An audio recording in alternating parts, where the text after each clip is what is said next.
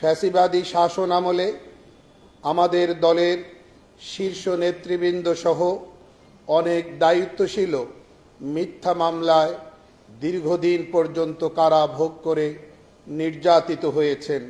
তাই আমরা চাই না বাংলাদেশে আবারও কোনো প্রকার ফ্যাসিবাদের উত্থান হোক। আমরা চাই না এদেশ পুনরায় কোনো আগ্রাসী শক্তির সেবা দাসে পরিণত হোক। প্রিয় সাংবাদিক বন্ধুগণ, 5 আগস্ট পরবর্তী বাংলাদেশে অন্তর্বর্তী সরকারকে আমরা আমাদের সামর্থ্য অনুযায়ী সর্বাত্মক সহযোগিতা করবার চেষ্টা করেছি।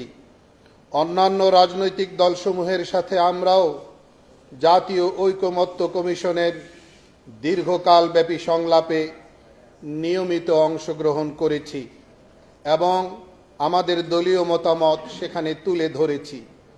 কিছু কিছু বিষয়ে আমরা নোট অফ ডিসেন্ট দিয়েছি এবং আমাদের ও অন্যান্য রাজনৈতিক দলসমূহের ওই সকল নোট অফ ডিসেন্ট সহই জুলাই জাতীয় সনদ প্রণীত হয়েছে। আমরা যথারীতি তাতে স্বাক্ষরও করেছি।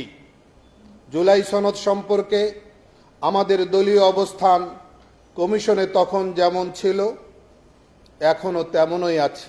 অর্থাৎ আমাদের দৃষ্টিতে সংবিধান ও জুলাই সনদ দুটোই রাষ্ট্রের জন্য সমানভাবে প্রয়োজনীয়।